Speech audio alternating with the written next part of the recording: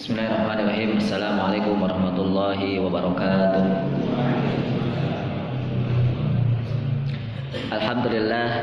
Alhamdulillah bi ni'matihi tatimmus shalihat. Asyhadu an la ilaha illallah wa asyhadu anna Muhammadan abduhu wa rasuluhu alladzi la nabiyya wa la rasula ba'dah. Fayaqulullahu ta'ala fi kitabihil karim. A'udzu billahi minasyaitonir rajim. Bismillahirrahmanirrahim. Ya ayyuhalladzina amanu taqullaha haqqa tuqatih wa la tamutunna illa wa antum muslimun. Teman-teman yang dimuliakan Allah Subhanahu wa taala, alhamdulillah pagi hari ini kita masih bisa diizinkan Allah mengawali hari dengan pujian, mengawali hari dengan meninggikan kalimat Allah, dan memulai hari dengan kembali melanjutkan kajian sirah Nabi mulia Muhammad sallallahu alaihi wasallam yang ilmu ini masih dianggap sebagai sebuah ilmu kecil, masih dianggap oleh sebagian muslimin ilmu yang kurang penting, ilmu yang dipinggirkan. Buktinya ilmu ini ketika dikaji pun, ketika dipelajari pun tidak dalam bentuk sebuah kurikulum yang tersistem, tidak dalam bentuk sebuah kurikulum yang tersistem, tidak seperti ketika seorang pelajar, seorang mahasiswa mempelajari ilmu sains, ilmu matematika, ilmu psikologi, itu sudah kita kenal, ya, sudah kita tahu dan sudah kita paham. Ilmu-ilmu itu, ilmu-ilmu yang tadi disebutkan adalah ilmu-ilmu yang dibuat dengan sedemikian rapih dan tersistem. Namun berbeda dengan ilmu yang satu ini, ilmu sejarah, apalagi sejarah yang berkaitan dengan Nabi kita Shallallahu Alaihi Wasallam ini, ya, adalah satu ilmu yang masih sebagian muslimin menganggapnya ilmu yang kurang penting. Maka kita berdiri di sini, kita berada di tempat mulia ini, kita akan memulai menseriusi. Insya Allah kita akan memulai menseriusi di tempat ini ilmu agung ini. Untuk apa? Tujuannya, perhatikan, target diantaranya yang sangat penting adalah dengan kita mempelajari ilmu sirah ini, kita akan mampu mengkritisi konsep-konsep yang sudah mengakar dan menggunjang di dunia pendidikan dan di seluruh aspek-aspek yang ada hari ini. Kita bisa mengkritisi, kita mampu mempertanyakan kenapa ilmu ini ada, apa manfaatnya ilmu ini. Itu target kita, mempertanyakan itu dengan kita mempelajari sirah nabawiyah ini.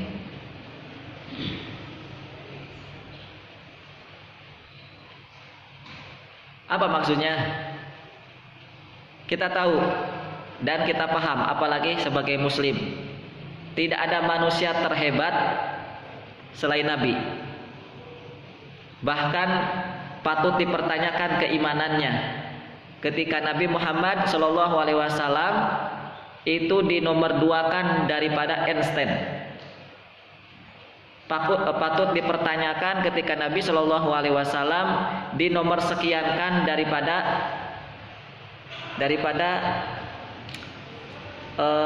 siapa tuh? Einstein, lalu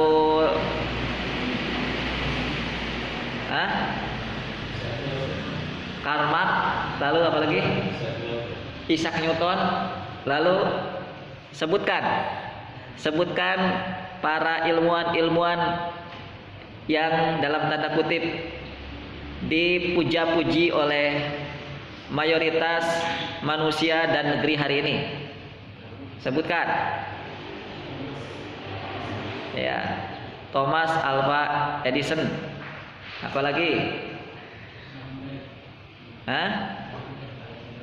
Alexander Darwin.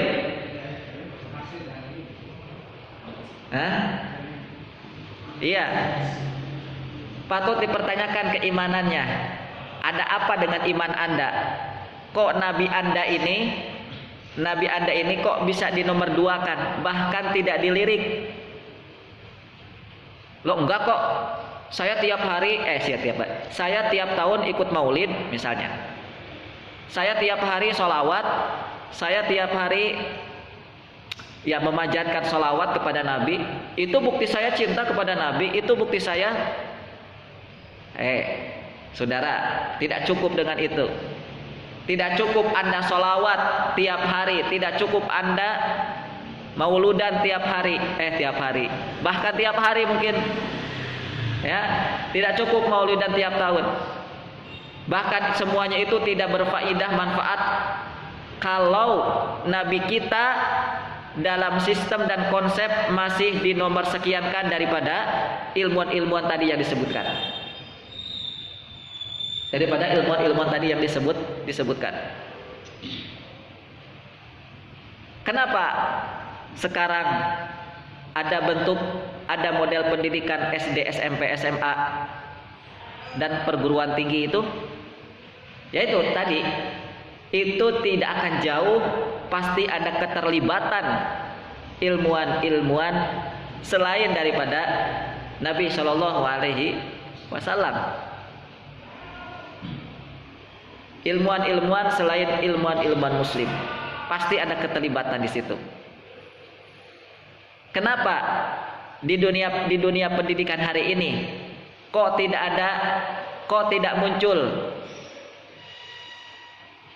program menghafal Quran dengan tersistem dari mulai usia kelas 1 SD sampai kelas 6 SD? Kok tidak ada? Patut dipertanyakan. Itu pasti ada andil dari apa? Dari ilmuwan-ilmuwan yang tadi disebutkan gitu.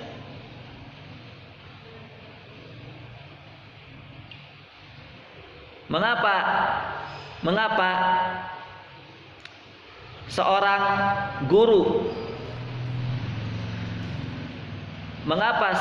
guru dipertanyakan keguruannya, tidak ditempatkan dengan tempat yang layak hanya gara-gara dia tidak bertitel S1, S2, S3. Padahal sudah bertahun-tahun dia berjuang di dunia pendidikan. Padahal sudah beribu-ribu alumni sudah dia luluskan. Tapi kenapa? Gara-gara tidak ada ijazah S1, ijazah S2, ijazah S3, guru ini dipertanyakan dan tidak ditempatkan dengan tempat yang layak. Gara-gara tadi.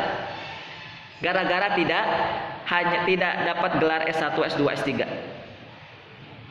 Padahal guru ini sudah memiliki jasa besar dengan mengeluarkan orang-orang soleh, dengan meluluskan generasi muda yang siap mengangkat derajat dan ketinggian negerinya. Hanya gara-gara tidak bertitel, hanya gara-gara tidak mengenyam pendidikan sekolah perguruan tinggi, guru ini tidak dilirik, tidak diperhatikan, dan seterusnya. Itu kenapa? Ini sekali lagi pasti tidak akan terhindar ada sangkut pautnya dengan orang-orang yang tadi kita sebutkan, ilmuwan-ilmuwan yang tidak kita sebutkan. Berbeda ketika masyarakat muslim, ketika para petinggi-petinggi sebuah negeri menomorsatukan Nabi Shallallahu Alaihi Wasallam. Berbeda ketika Nabi kita Shallallahu Alaihi Wasallam, konsepnya, ajaran-ajarannya benar-benar dibumikan ya di dunia pendidikan, maka pasti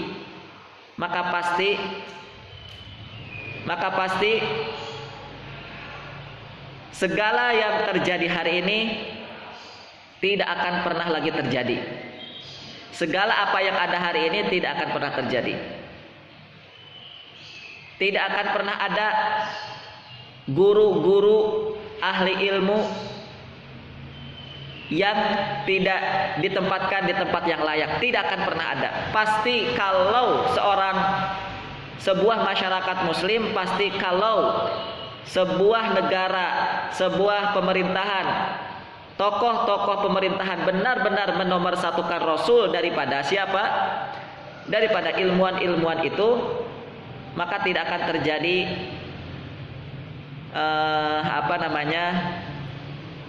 ulama di penjara, tidak akan pernah terjadi guru-guru di penjara hanya gara-gara muridnya dihukum. Tidak akan pernah terjadi. Yang akan terjadi adalah apa? Yang akan terjadi pasti guru akan dinomorsatukan, ahli ilmu akan ditinggikan, melebihi siapa? Melebihi semuanya. Ahli ilmu pasti akan ditinggikan, akan dimuliakan, melebihi bahkan dirinya sendiri sebagai kepala pemerintahan, sebagai presiden. Karena di zamannya, di sebuah zaman, ketika Rasul ditinggikan, ketika Rasul dimuliakan, ketika Rasul ajarannya dibumikan, itu seorang presiden, bahkan seorang khalifah yang menaungi berbagai benua yang ada di bumi ini, yang memimpin masyarakat bumi hari ini, yang memimpin masyarakat bumi ketika itu, dia rela meninggalkan istananya hanya untuk mengadu kepada ulama, mengadu kepada ahli ilmu. Ya, baik. Baik, makanya tadi kita awali dengan sebuah kutipan bahwa kita mempelajari sirah nabawiyah ini, salah satu tujuannya adalah ini. Salah satu tujuannya adalah kita akan mampu mengkritisi konsep-konsep yang sudah mengakar dan menghunjam di dunia pendidikan dan di berbagai konsep atau di berbagai aspek-aspek yang ada hari ini. Dunia pendidikan, dunia ekonomi, dunia sosial, dunia politik, dunia bisnis dan begitu seterusnya. Baik, teman-teman yang dimuliakan Allah Subhanahu wa taala, kemarin kita sudah membahas, kita masuki sirah nabawiyahnya. Kemarin kita membahas tentang tujuan masyarakat Mekah mengasuh anak-anak mereka di Bani Sa'ad. Apa tujuan masyarakat Mekah, para pemuka masyarakat Mekah menyusukan anak-anak mereka selama 2 tahun di Bani Sa'ad. Ya, kemarin kita sudah mengutip satu kalimat dari pemuka Quraisy dan pemuka Mekah, yaitu kalimat wallahi inni uhibbu an yastardi'a fi Bani Sa'ad. orang-orang Quraisy dan para pemuka-pemuka Quraisy, mereka lebih menyukai mengasuhkan anak-anak mereka yang baru lahir itu di Bani Sa'ad.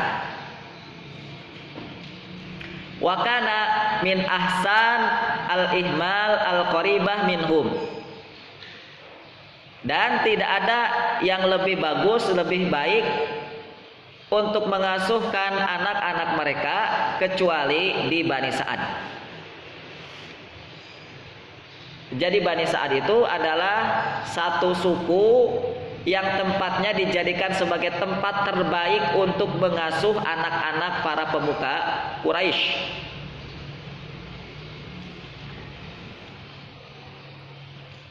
Dan kita sedikit kemarin kita sudah sampaikan tentang kutipan ini, kalimat ini menjadi satu inspirasi bagi kita tentang apa?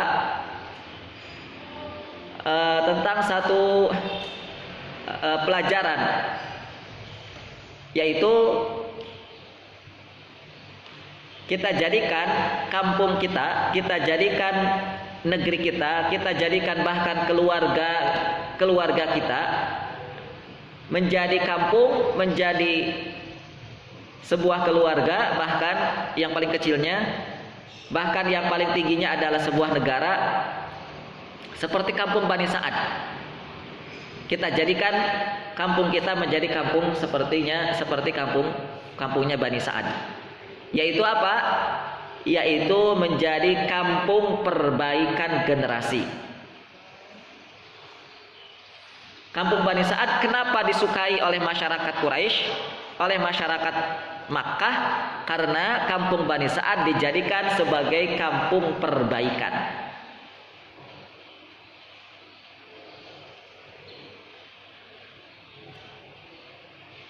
Yuk kita belajar dengan kampung ini.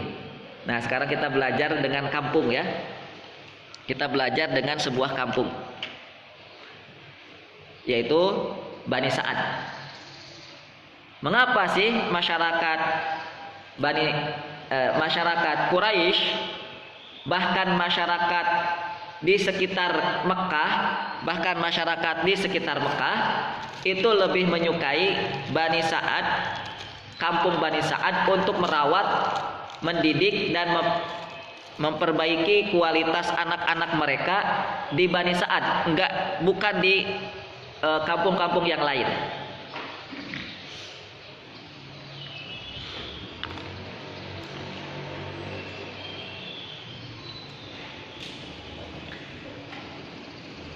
Salah satu yang pertama, kemarin kita sudah membahasnya, bahwa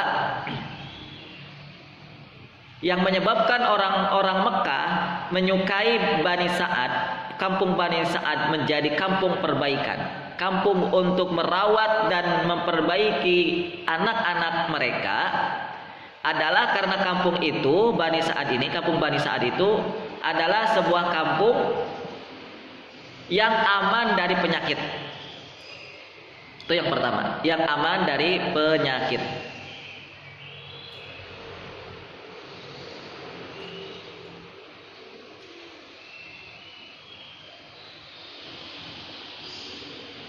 Terutama penyakit yang mewabah, terutama penyakit yang menular.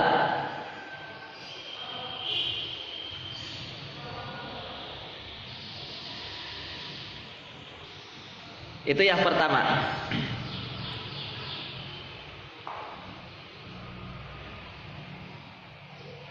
Hari ini kan kita masih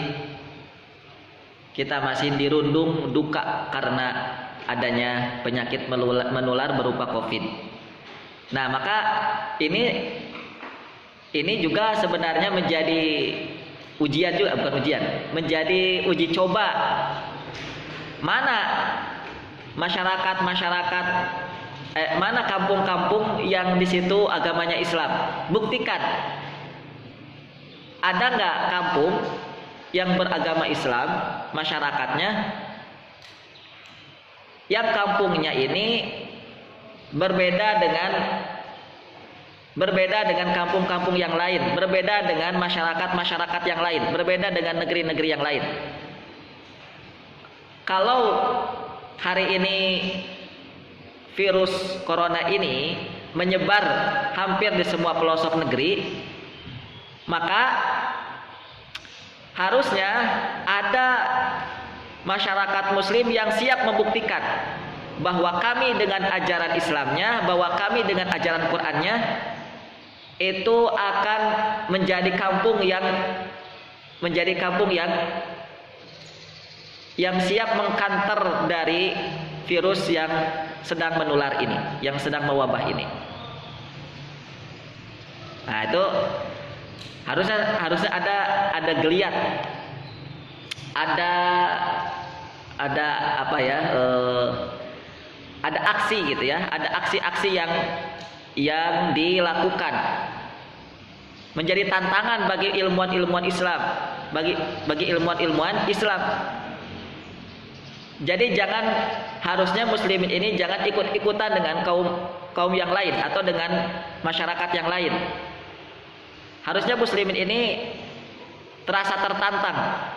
Kalau negara Cina, negara Eropa, mereka sudah dihabisi dengan virus itu, maka seharusnya masyarakat muslim harus berpikiran dan berpandangan lain. Gimana ya caranya agar kampung kita ini aman dari virus? Gimana caranya?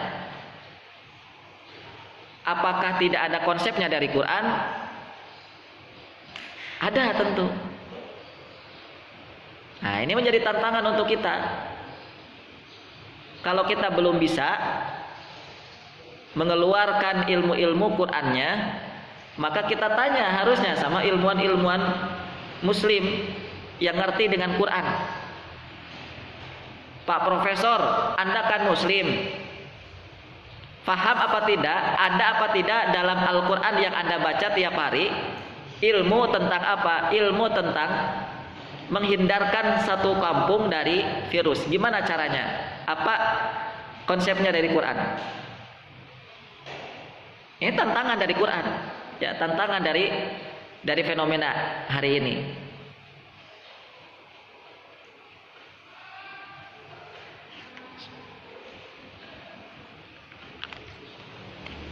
Karena dulu Mekah terkena virus menular.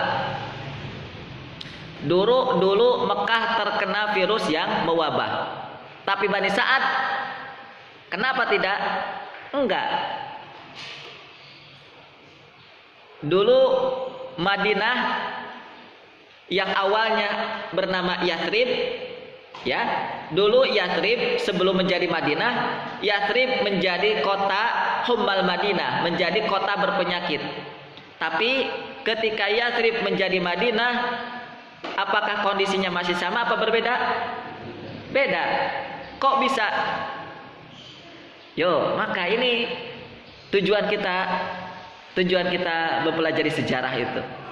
Mengapa Bani Sa'ad, kampung Bani Sa'ad tidak terjangkit virus mewabah, atau penyakit yang menular? Ya, mengapa Madinah kok berbeda sebelumnya dengan Yathrib? Belajar dari Madinah, belajar dari kampung Bani Sa'ad. Ya, sejarah memotret itu. Sejarah memotret itu. Nah, kita buatkan jalan rayanya dulu ya. Buatkan alurnya dulu. Nih, cara pandangnya harus begini dulu. Kita mulai dari Quran. Qurannya sudah kita jelaskan kemarin. Qurannya kita sudah jelaskan kemarin tentang kisah tentang kisah negeri Saba. Nah, itu konsepnya dari Quran sudah kita jelaskan. Baru kita masuki jalan berikutnya, alur berikutnya dengan sejarah. Nah, cara berpikir antum harus begitu. Mulai dari sumbernya dulu. Mulai dari atas dulu. Ya, Al-Quran itu kan berasal dari atas ya. Al-Quran berasal dari Lauhul Mahfudz yang ada di atas. Sebagaimana ketika kita ingin mencari air yang bersih, ya, maka kita mulai dulu dari sumbernya. Maka kalau kita ingin menemukan air, pasti sumbernya itu tidak mungkin ada di bawah, ada di atas. Nah, itu kan menjadi semboyan. Gimana semboyannya itu? Air itu dari hulu ke hilir kan gitu. Nah, air itu mengalir dari hulu. Hulu itu pasti di atas, hilir itu di bawah. Nah gitu. Itulah air. Dan begitu juga cara kita bersikap, begitu juga cara kita memiliki cara pandang dalam hidup kita. Yaitu kita mulai dari atas. Atas di sini maksudnya apa? Dengan kita mulai dari wahyu Allah Subhanahu wa taala. Kita mulai dari wahyu Allah Subhanahu wa taala. Setelah itu mulai kita masuk ke derajat berikutnya, yaitu as-sunnah. Di sini adalah dengan kita membaca sirah. Ya. Itu cara berpikirnya dan alurnya seperti itu. Itu dalam semua aspek antum harus berpikir seperti ini, nggak boleh keluar dari ini, tidak boleh keluar dari kerangka ini. Kalau antum keluar dari kerangka ini bahaya. Bahayanya apa? Taraktu fikum amrayni lan tamassaktu bihima kitaballah wa sunnah Rasulullah. Kalau kita keluar dari jalur kitabullah dan sunnah Rasul, maka pasti kita akan tadillu, pasti kita akan tersesat. Kalau tersesat itu artinya apa? Bingung. Pasti akan kebingungan. Pasti akan kebingungan. Wong jangankan dikasih musibah virus, jangankan dikasih musibah tsunami dulu di Aceh, dikasih musibah hujan besar tidak berhenti, itu masyarakat hari ini kebingungan. Kebingungannya apa misalnya? Kalau hujan terus bingungnya apa kalau masyarakat? Takut banjir, apalagi? Aduh gimana nih pakaian nggak bersih, nggak kering-kering, apalagi? Bingung masyarakat. Padahal baru dikasih hujan yang tidak berhenti-berhenti, atau baru dikasih panas atau kemarau yang tidak turun-turun hujan. Wah, masyarakat sudah bingung tuh. Pemerintah geger. Wah, baru siapkan rapat, panggil tuh para ahli-ahli di bidang kehujanan BMKG dipanggil ke istana. Kita rapat. Untuk apa? Gimana nih caranya menyiasati pekan-pekan ini tuh kok tidak ada hujan? Oh gitu. Bingung. Begitu. Lan tadillu abada. Itu sebab kenapa? Karena kita ini keluar dari jalur yang semestinya, Dan cara pandang seperti ini, kerangka seperti ini sengaja saya buatkan buat antum. Biarlah antum belum punya basic bahasa Arab, biarlah antum belum punya hafalan Quran 30 juz, tapi antum harus punya dulu kerangka berpikir yang benar, cara berpikir yang benar. Lebih baik antum punya kerangka cara berpikir yang benar walaupun belum punya basic ilmu yang dalam, belum punya basic ilmu bahasa Arab yang dalam. Daripada apa? Kita sudah punya banyak ilmu banyak, kita sudah punya hafalan Quran 30 juz, kita sudah banyak hafalan hadis umpamanya, hafalan matan, tapi cara berpikir kita masih mengikuti pola-pola peradaban Yahudi hari ini. Pola-pola peradaban ini nggak berfungsi. Makanya kenapa ayat mengatakan surat Al-Jumu'ah itu, matsalul ladzina humilut taurah. Apalagi lanjutannya, matsalul ladzina humilut taurata tsumma lam yahmiluha kamatsalil himari yahmilu asfara. Itulah kenapa orang Yahudi itu dihinakan oleh Allah. Itulah kenapa Yahudi itu dihinakan oleh Allah Subhanahu wa taala, karena Yahudi punya ilmu, yahmilu asfaro. Yahudi itu punya Yahudi itu punya ilmu Taurat. Tapi gara-garanya Yahudi tidak mau mempraktekkan ilmu Tauratnya itu. Akhirnya mereka dihinakan. Allah menjadi siapa? Menjadi apa? Himar. Himar itu keledai. Itu teman-teman. Jangan terlalu semangat memperbanyak ilmu kalau belum akal kita ini, kerangka cara berpikir, cara kita berpikir ini belum rapih. Kalau enggak kita akan seperti himar. Kalau enggak kita akan seperti himar, keledai. Mau kita kayak keledai? Enggak mau. Namun gara-garanya karena belajar kita terlambat, ya. Kerangka berpikir seperti ini itu dulu yang pertama kali diajarkan oleh Rasulullah pada anak-anak kecil usia 3, 4, 5 tahunan. Gitu. Dimulai dari wahyu, lalu berikutnya sunnah itu sejarah Nabi, sejarah para sahabat. Itu yang diajarkan. Ya, itu yang pertama kali diajarkan. Baru setelah itu mereka belajar bahasa Arab, belajar nahwu, belajar sorof, belajar syair. Ya. Walaupun mereka orang Arab, tetap mereka juga belajar. Walaupun mereka orang Arab, tetap mereka juga belajar gramatikal ya, bahasa mereka, bahasa Arab. Gitu. Tapi sejak mereka masih kecil, yang pertama kali diajarkan itu bukan bahasa Arab. Ya, bukan, maksudnya di sini adalah tadi ilmu bahasa, ilmu bahasa Arab yang mereka bisa berbicara, yang mereka bisa menelaah Al-Qur'anul Karim. Tapi yang pertama kali diajarkan adalah cara berpikir. Ya, cara berpikir yang benar. Lalu Al-Qur'anul Karim yang kedua. Baik, begitu ya teman-teman yang dimuliakan Allah Subhanahu wa taala. Yuk, kita lanjutkan.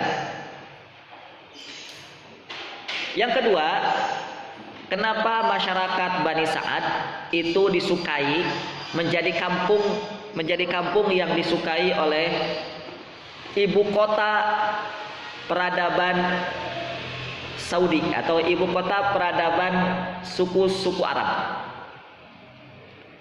atau ibu kota Jazirah Arab. Ibu kota Jazirah Arab waktu itu ya Mekah itu. Mekah.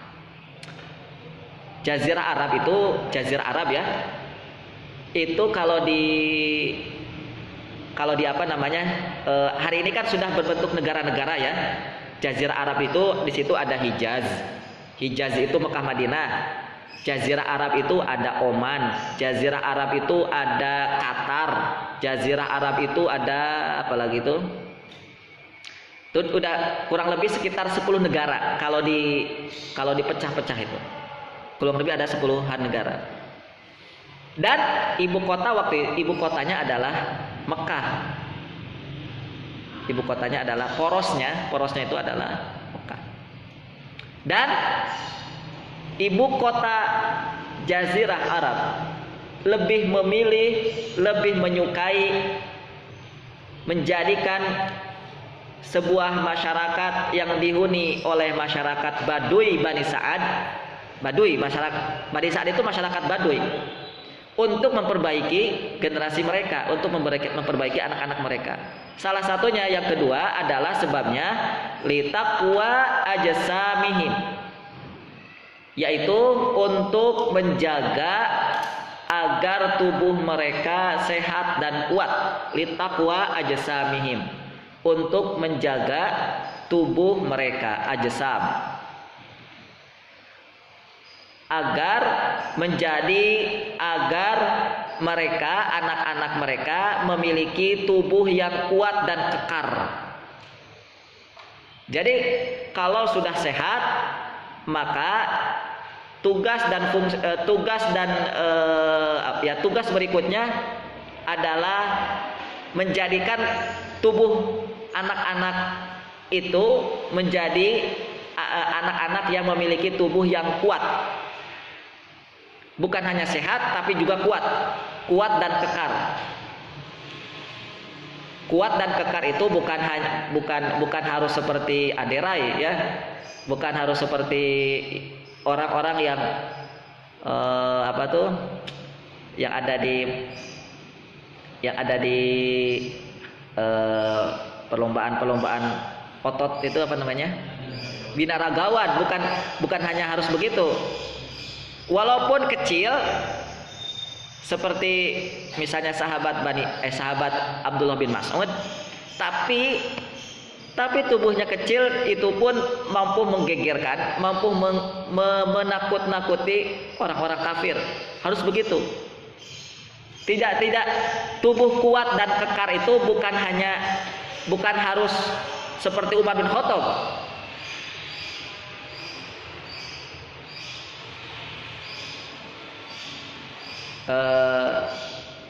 Umar bin Khattab radhiyallahu anhu, kalau ditanding gitu ya antara Umar bin Khattab dengan Ali bin Abi Thalib gitu, itu dulu pernah lomba, pernah jail-jailan antara Umar bin Khattab dengan Ali bin Abi Thalib.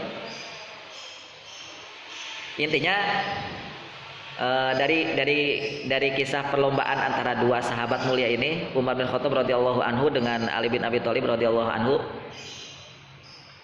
itu masing-masing mereka punya keistimewaan sendiri. Kalau kekuatan dimiliki oleh Ali radhiyallahu anhu, kalau Umar bin Khattab itu yang dimilikinya yang tidak dimiliki oleh Ali itu adalah posturnya yang tinggi. Kalau yang dimiliki oleh Ali radhiyallahu anhu yang tidak dimiliki oleh Umar adalah kekuatan. Nah, kekuatan Ali itu kalau antum ingin tahu, lihat kisah beliau penaklukan pembebasan suku Yahudi itu, Khaybar ya Yahud. Itu penakluknya adalah Ali bin Abi Thalib. Kenapa nggak dipilih Umar bin Khattab? Itu karena kekuatan. Karena salah satu sahabat yang sangat kuat adalah yang dimiliki oleh Ali bin Abi Thalib radhiyallahu anhu. Ali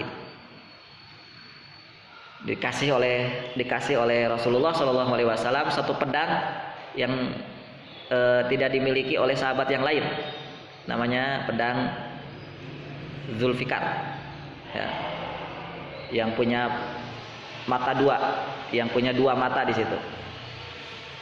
Yang kalau tidak salah saya pernah mendengar itu sekali tebas itu bisa membunuh 2 sampai 4 orang musuh.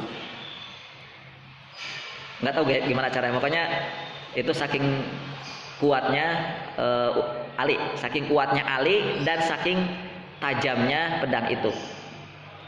Karena pedang muslimin teman-teman, jangan salah, muslimin itulah muslimin teman-teman. Muslimin itu kalau berbuat apapun, melakukan apapun itu pasti yang terbaik karena mereka sudah diajari oleh Quran. Makanya gitu, harus mulai dari Quran dulu. Apa yang diajarkan oleh Quran? Al-Quran mengajarkan hidup itu harus maksimal. Hidup itu harus dengan perbuatan yang terbaik. Alladzina khalaqal mauta wal hayata liyabluwakum ayyukum ahsanu amala. Mulai dari situ dulu. Seorang muslim sudah diajari oleh Quran bahwa muslimin itu harus melakukan amal dengan amal terbaik. Misalnya amal terbaik dalam dunia militer itu gimana? Maka muslimin harus mencari senjata-senjata apa yang terbaik yang ditakuti oleh lawan-lawannya. Sampai saat ini pedang terbaik itu hanya dimiliki oleh muslimin yang dibikin di negeri Damaskus, Syria, yang dulu pernah menjadi pedangnya Salahuddin Al-Ayyubi sampai hari ini.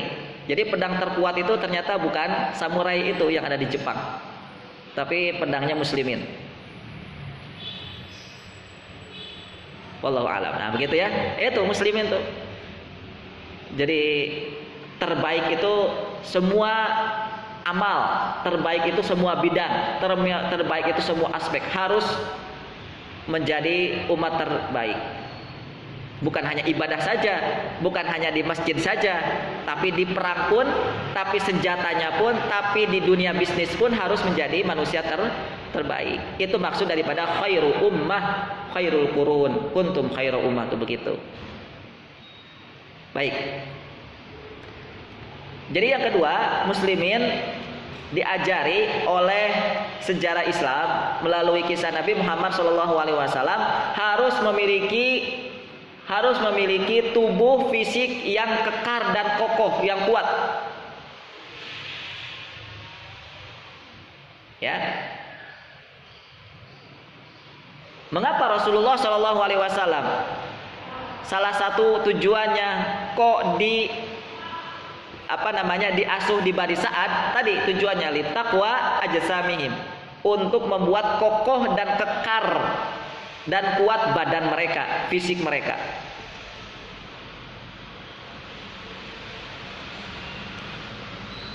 Baik, teman-teman, maka gini, kalau kita memiliki satu kampung, kalau kita memiliki satu negara, satu kampung lah begitu ya, dan kampung kita ingin menjadi kampung terbaik, kampung yang paling disukai, maka jadikanlah kampung kita ini menjadi kampung yang bisa mengolahragakan fisik. Jadikanlah kampung kita ini menjadi kampung yang bisa membuat fisik-fisik kita ini kekar dan kokoh. Kira-kira gimana cara membuat kampung model kayak gitu?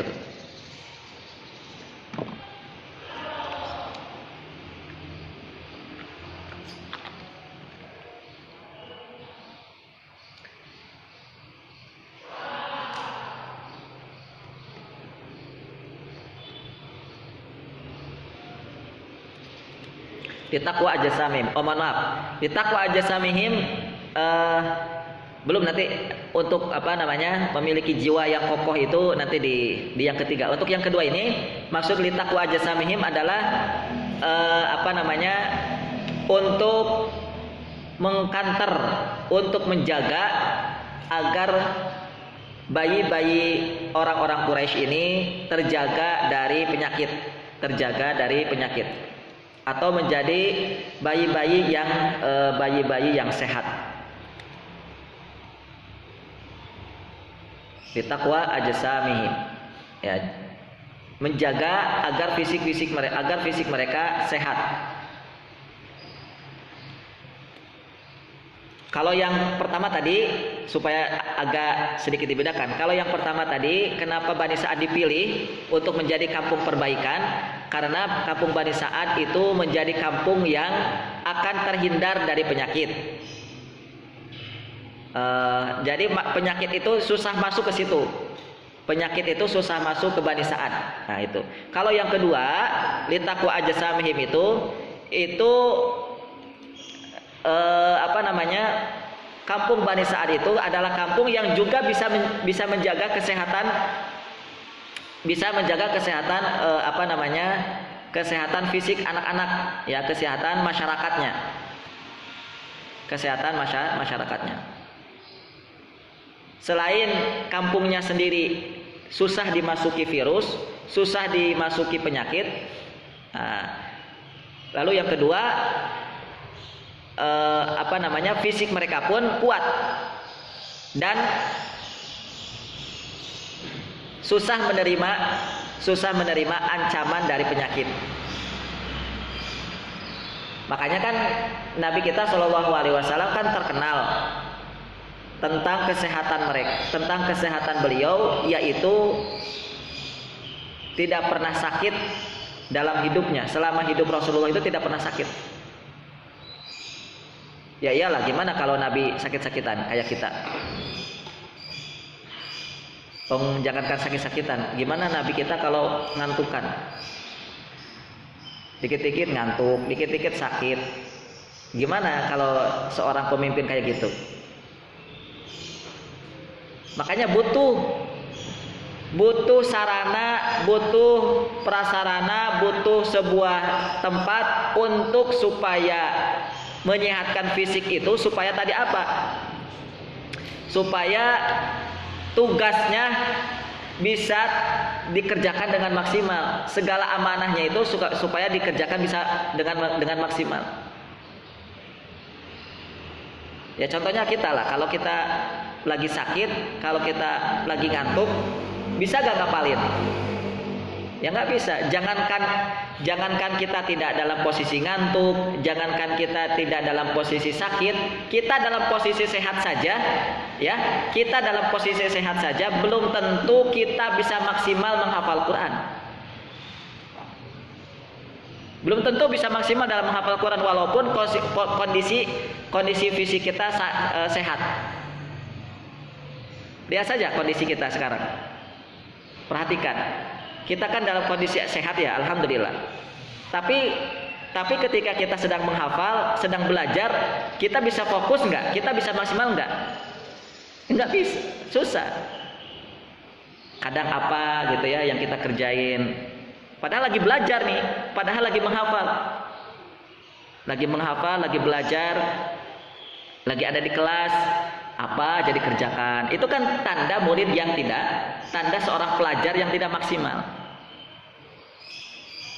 Maka itu contoh orang yang keluar dari kerangka cara berpikir yang benar, keluar dari jalur yang benar. Itu dalam kondisi sehat. Gimana kalau dalam kondisi sakit? Tambah lagi, nggak akan bisa maksimal lagi kalau belajar, kalau menghafal. Makanya butuh tempat-tempat untuk menjaga kesehatan generasi kita itu ya, supaya tadi itu apa yang menjadi amanah kita itu bisa terlaksanakan dengan maksimal. Rasul kita berapa kali sakitnya? Ya, kalau beliau sakit itu pun karena memang dibuat sakit oleh orang lain. Karena memang dibuat sakit oleh orang lain. Kalau Rasulullah tidak diracun, nggak mungkin sakit Rasul. Karena kisah yang masyhur kan begitu. Kisah yang masyhur itu Rasulullah sakit itu ketika di Madinah saat beliau telah menelan racun yang dibubuhkan ke daging kambing yang beliau makan. Itu terasa. Kalau para sahabat ada yang meninggal, kalau Rasulullah tidak. Itulah contoh kuat fisiknya Rasul itu gitu. Kalau sahabat-sahabat yang lain sakit, bahkan ada yang meninggal, kalau Rasul tidak. Karena sudah ada yang tertelan Rasulullah itu, sudah ada yang tertelan racunnya. Dan itu nanti baru terasa lagi sakit saat beliau akan meninggal. Jadi gitu. Kalau saja, andai saja Rasulullah tidak diracun, Rasulullah nggak bakalan sakit seumur hidup. Nggak bakalan sakit. Jadi memang kita butuh pemimpin tuh kayak gitu. Bukan hanya cerdas, bukan hanya cekatan, tapi juga fisik yang sehat. Jadi tugas antum ya teman-teman, tugas antum baik sebagai orang tua nantinya, tugas antum baik nanti sebagai pemimpin, tugas antum baik nanti sebagai guru. Tugas antum adalah membuat satu konsep bagaimana generasi kita ke depan menjadi generasi sehat.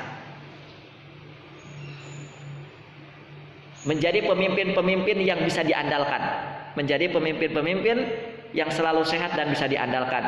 Ketika dia berjalan kemana, dia akan selalu siap.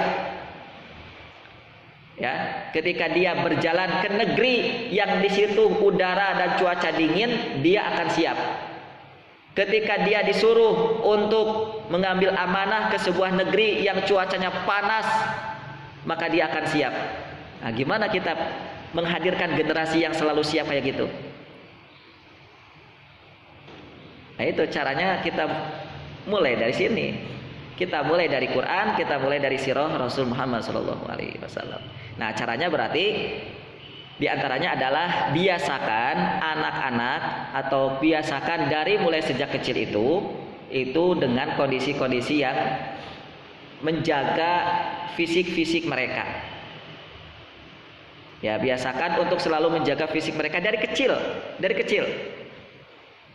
Dari mulai tempatnya, apalagi nanti masuk ke makanan dan minuman. Ya. Teman-teman, kalau kita lihat, mari kita masuk lagi ke konsep Islamnya. Mari kita masuk lagi ke ajaran Islam tentang arti penting sebuah kesehatan. Ya. Karena sekali lagi kita akan berbicara segala sesuatu itu dimulai dari Islam. Kita akan berbicara dimulai dari Quran. Islam mengajarkan di dalam syariat Islam, di dalam ajaran Islam ada istilah yang dikenal dengan ad-daruriyat al-khamsah. Ad-daruriyat al-khams.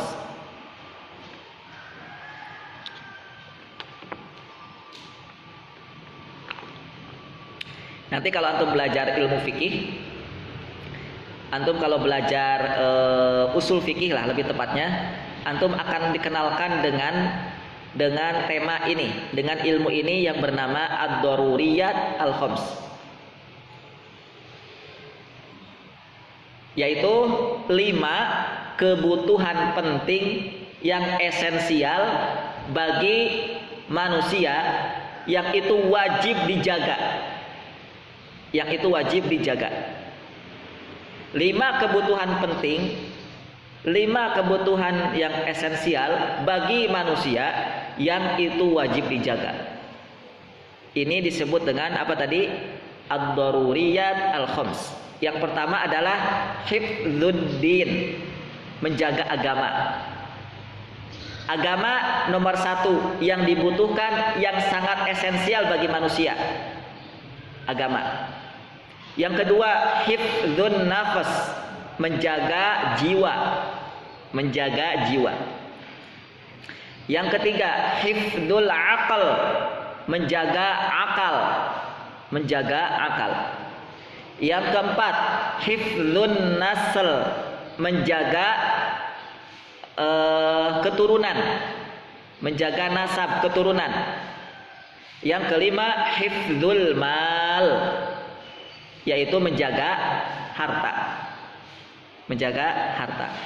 Jadi 5 esensi, 5 kebutuhan penting manusia ini sangat dijaga oleh syariat Islam, sangat dijaga. Makanya Islam itu sangat ketat dengan 5 ini. Islam sangat tegas dengan 5 yang penting ini. Islam sangat tegas dengan agama, dengan nafas, dengan akal, dengan nasl, dan dengan mal. Lihat ketegasan Islam. Contohnya tentang hifdzuddin. Islam sangat-sangat tegas untuk umatnya agar merawat dan menjaga agama. Makanya kalau ada masyarakat, ada umat yang merusak agama di sini artinya murtad, maka syariat Islam membuat aturan dibunuh. Merusak agama contohnya adalah keluar dari murtad. Murtad itu artinya dia sedang merusak agama, dengan merusak agama.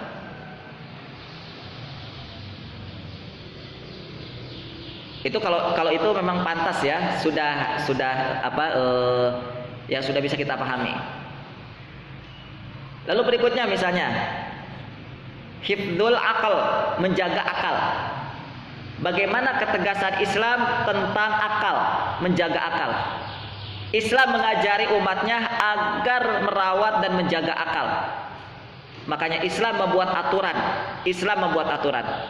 Kalau ada yang memakan dan minuman yang rijis atau yang memabukkan, yang itu salah satu namanya adalah khamar, maka bagaimana aturan Islamnya? Aturan Islamnya bagaimana kalau ada orang yang meminum minuman khamar? Ya, karena khamar itu adalah minuman yang bisa merusak akal. Maka aturan Islamnya adalah lihat. Salah satunya yang pertama, Islam menakut-nakuti dulu bahwa khamar adalah minuman yang rijsun. Khamar minuman yang masuk dalam kategori najis. Yang kedua, khamar masuk dalam kategori min amali syaiton, masuk dalam kategori pola hidup syaiton, pola makan syaiton, ya, meminum minuman khamar. Lalu yang ketiga, orang yang meminum minuman khamar tidak akan diterima sholatnya selama 40 hari. Lalu yang berikutnya, apabila peminum khamar itu mati, maka matinya disamakan dengan mati dalam keadaan jahiliyah. Ya, jadi bukan orang sembarangan mereka yang minum minuman khamar. Maka termasuk menjaga kesehatan. Ya, menjaga kesehatan akal, menjaga kesehatan fisik. Ya, itu sudah dibuat aturan, sudah dibuatkan aturannya oleh Islam. Dan kalau kita berbicara tentang kesehatan fisik, kita akan menemukan penemuan-penemuan yang disampaikan oleh para ilmuwan tentang sholat, tentang puasa, dan tentang syariat-syariat yang lain. Para ilmuwan sudah berbicara bahwa sholat itu menyehatkan. Para ilmuwan berbicara bahwa puasa itu menyehatkan. Kan sering kita sampaikan, kita sering dengar itu ya. Gerakan-gerakannya takbiratul ihram. Takbiratul ihram itu kan salah satunya dalam praktek sholat itu kan salah satunya mengangkat tangan. Itu mengangkat tangan itu kalau dilihat dari sisi kesehatan, mengangkat tangan itu bisa melancarkan peredaran darah ke jantung dan bisa merawat manusia dari gagal jantung atau dari penyakit jantung. Katanya begitu. Nah, salah satu contohnya katanya diperlihatkan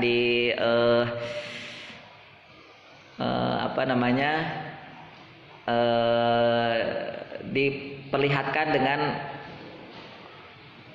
kera atau monyet dan kera itu kan mereka suka ngangkat-ngangkat bergelantungan itu ya, ngangkat-ngangkat tangan mereka. Dan kita tahu katanya nggak ada satu monyet pun yang punya penyakit jantung. Dari situ akhirnya ditemukanlah gitu kan. Makanya katanya kenapa muslimin itu sehat-sehat jantungnya ya karena rajin sholat. Karena di sholat itu ada gerakan mengangkat tangan. Wallahu a'lam. Ya bolehlah mereka berjibaku dengan ilmunya, mengungkapkan kata-kata mereka dengan ilmunya tentang sholat, ya terserah. Ya. Lalu apalagi ruku, katanya kan ruku itu, kalau ruku itu di situ akan menyehatkan apalah gitu ya. Sujud juga, sujud apalagi kalau di pagi hari, sujud apalagi kalau di posisi dia sedang di jam 3 pagi atau ya, di jam 3 pagi atau jam 2 pagi itu akan melancarkan darah ke otak. Nah, sehingga kalau darah masuk ke otak itu lancar, maka tidak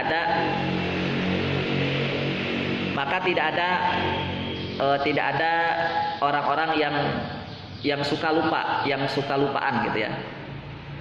Itu kan kenapa orang-orang itu sering lupa? Orang-orang itu sering lupa kenapa? Ya karena peredaran darahnya itu tidak lancar sampai ke otak. Otaknya beku kan akhirnya. Hah? Apa? Cundel. Nah, ya kayak gitulah.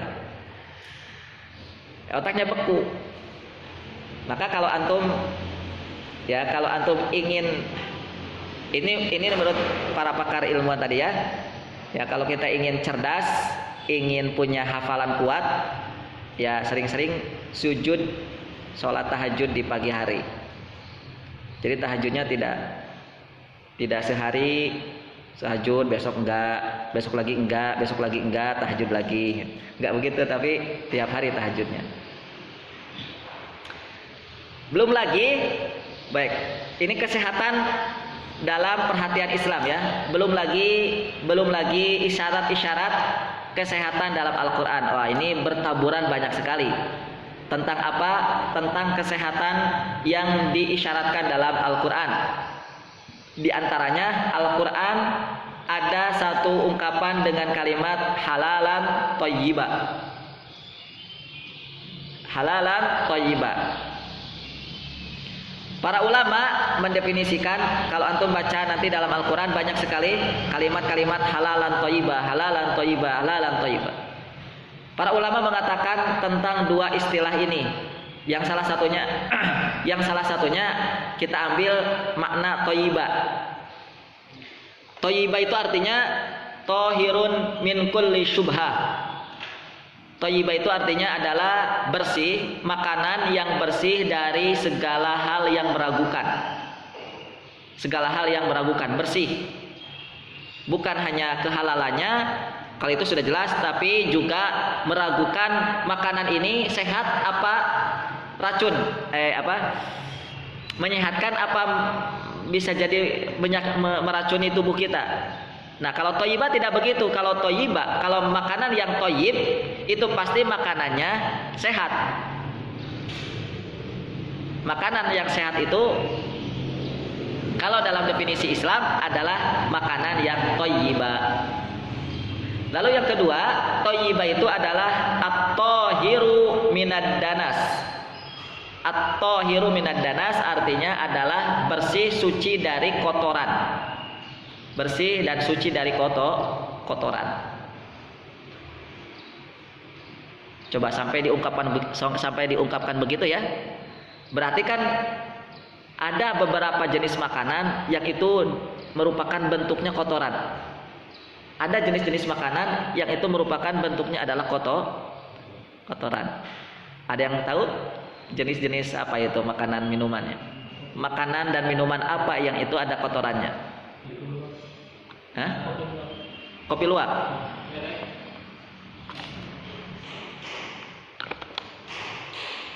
Berarti kopi luwak gimana tuh? Bukan thayyib berarti ya? Hah? Kopi luwak thayyib nggak berarti? Nah, ini juga ada yang mendebat tentang kopi luwak, karena memang dikonsumsi atau dihasilkan dari kotoran binatang. Tapi nggak tahu. Coba aja kalau dicek. Yang jelas-jelas itu meragukan. Yang itu jelas-jelas kotoran. Tapi kita makan juga apa itu?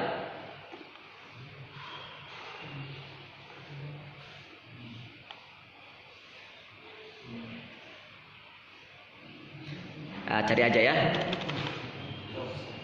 Thayyiba juga diartikan adalah makanan yang ghairu dharrin lil abdan wa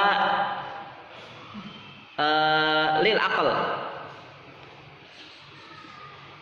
Makanan yang thayyib itu adalah makanan yang tidak membahayakan badan dan tidak membahayakan akal. Itu makanan yang thayyib.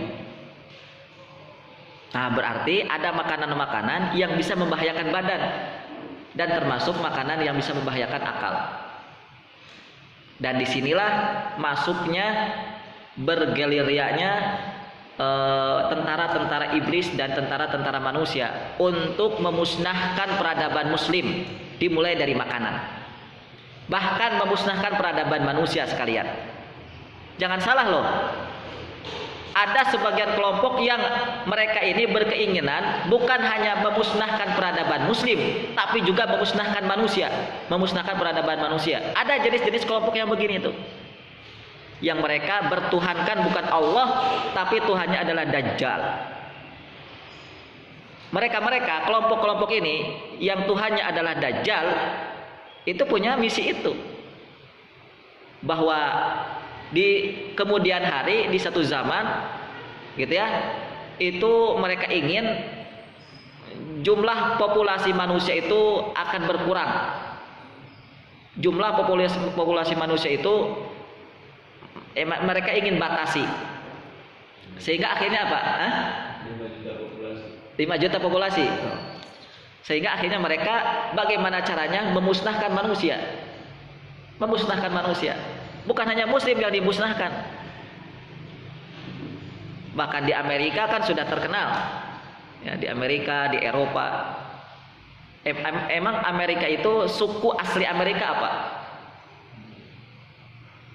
Indian. Tapi kok hari ini Indian itu putih apa hitam? Indian itu kan hitam ya. Suku asli Amerika itu hitam aslinya. Tapi kok jadi modelnya hari ini? Ya, begitu. Itu kan tidak terlepas dari pembunuhan, baik dengan cara militer atau baik dengan cara racun. Baik racun yang memang racun, sekaligus racun diminum langsung mati, ataupun racun yang kematiannya berjenjang. Kematiannya itu bertahap. Mungkin hari ini biasa, bulan depan biasa, tapi nanti lambat laun KO. Oke. Itu makanan-makanan yang thayyib yang diperhatikan oleh Quran untuk menjaga keutuhan eksistensi manusia. Bukan hanya muslim, ingat. Karena perintah untuk memakan makanan halal dan thayyib itu bukan untuk muslim saja. Untuk manusia pun juga sama. Ya ayyuhan nasu kulu min thayyibat. Surat apa itu? Iya. Enak ya kalau punya hafalan Quran. Ya. Lihat, manusia yang diperintahkan bukan hanya muslim. Artinya apa? Artinya bahwa Allah Al-Quran rahmatan lil alaminnya itu dengan bentuk apa? Bahwa Islam itu, bahwa Quran ini adalah merupakan rahmat bagi seluruh alam ini bentuknya apa? Contoh konkretnya apa? Contoh konkretnya Al-Quran membuat satu aturan, yang aturan ini adalah aturan untuk kemaslahatan manusia pada umumnya, baik kafir ataupun muslim, dengan cara perintah-perintah yang berbunyi diantaranya adalah memakan, meminum sesuatu yang thayyib. Ya, sesuatu yang thayyib. Kenapa? Karena makanan yang thayyiblah yang akan menjaga eksistensi manusia. Manusia itu akan tetap ada. Kan salah satunya dari makanan. Nih, lihat. Antum coba cek para ilmuwan Jepang. Bagaimana cara agar manusia itu terawat sampai usia tuanya. Jadi ketika usia tuanya itu tidak pikun, sampai usia tuanya itu akan tetap sehat. Bagaimana caranya? Mereka para ilmuwan Jepang mengatakan ya salah satunya dari makanan. Dari makanan. Makanya orang-orang Jepang itu kenapa makanannya yang sering dimakan adalah yang makanan-makanan tadi.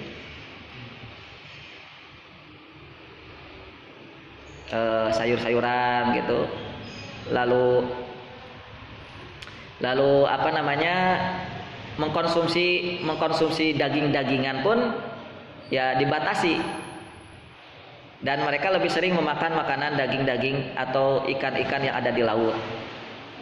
Ya dulu kita diajari Jepang itu biasanya memakan apa namanya, ikan yang ada di laut itu tanpa dimasak. Ikan yang ada di laut itu tanpa dimasak, mentah, makan aja begitu. Tapi dicampuri cuka katanya kan. Baik, wallahu taala bisawab. dan banyak isyarat-isyarat kesehatan yang lain di dalam Islam, di dalam Al-Quran, di dalam As-Sunnah yang menegaskan, yang menjelaskan, yang memberitahukan, menyampaikan kepada kita bahwa kesehatan fisik itu sangat diperhatikan oleh Islam. Islam sangat murka dengan mereka-mereka, dengan sebuah kelompok-kelompok yang menyebarkan penyakit. Islam sangat murka. Islam tidak suka. Islam sangat tegas kepada mereka yang menyebarkan penyakit, yang menyebarkan makanan yang itu makanan-makanan akan meracuni komunitas manusia dan juga meracuni alam semesta ini. Dan itu kita akan kupas lebih dalam tentunya dalam pembahasan yang lain tentang tentang tujuan dan maksud kenapa orang-orang Mekah mereka memasukkan atau menjadikan Bani Sa'ad menjadi tempat untuk mengasuh anak-anak mereka. Wallahu ta'ala bishawab, ini yang bisa kita sampaikan untuk hari ini, dan tentunya masih ada pembahasan yang lain dan kita akan lanjutkan pada pertemuan yang akan datang. Wallahu ta'ala bishawab, insyaallah tentunya ya. Kita akan masuk berikutnya ke majelis tasmi. Silakan kepada pembaca untuk menyampaikan dan membacakan Al-Qur'an. Wallahu ta'ala bishawab. Kami cukupkan. Assalamualaikum warahmatullahi wabarakatuh.